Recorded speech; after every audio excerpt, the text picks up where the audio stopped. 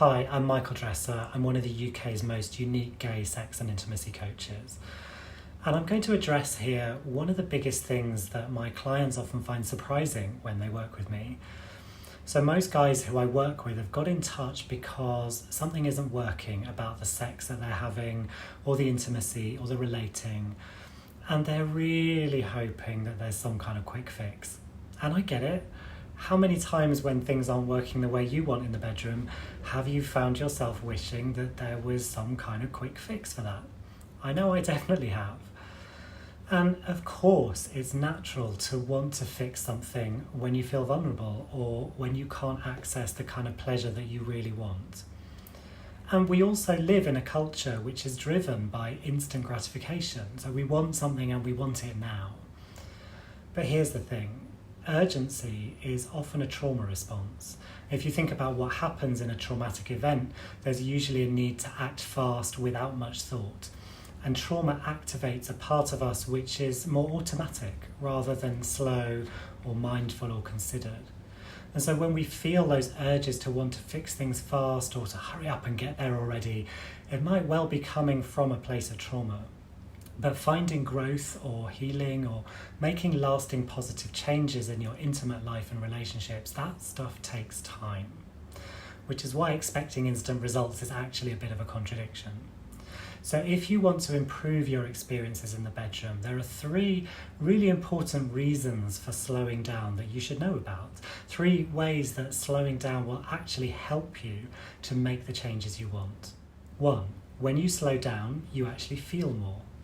So this first one is all about noticing. When you slow down, you notice more in general, which also means you'll notice more of the enjoyable things coming into your skin.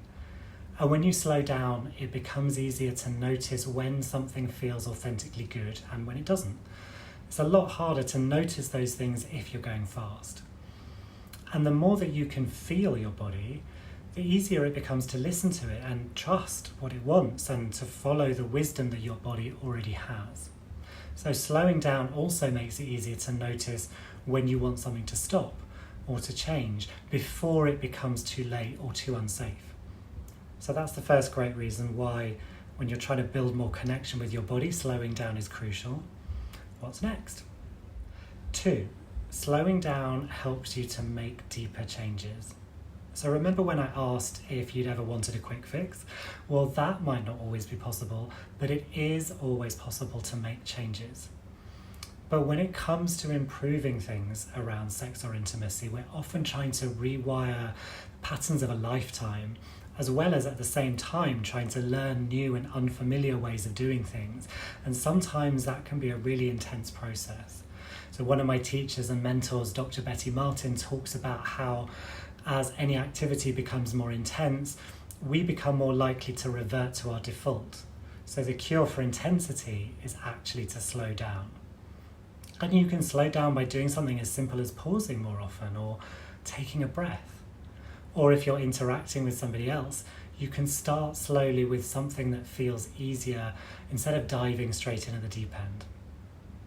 Okay, so you're making some changes, but there's one more important reason why slowing down will help you with that. 3, slowing down is important for learning. So in today's fast-paced world, a lot of us have a tendency to rush from one thing to the next. But when you do that, you're not giving yourself a chance to integrate the experiences that you've had. And so when you're trying to make changes, it's really important to give yourself time for the learning from whatever you've just experienced to really sink in. And if you don't, you'll just be piling more and more experiences on top of each other without any room for them to make sense. And so that's why in my sessions and workshops, I always include space at the end of each practice or exercise to spend some time in stillness without having to do anything specific. And this helps you and your body to integrate whatever you've just experienced. And I also always include time afterwards to reflect on what you've noticed during the practice, either by writing or by speaking, so that what you've experienced in your body has a chance to connect with the cognitive part of you, which makes sense of things. And when you can connect with these different parts of you and when they connect with each other, that's how deeper learning happens. And you get there by giving yourself more space and by slowing down.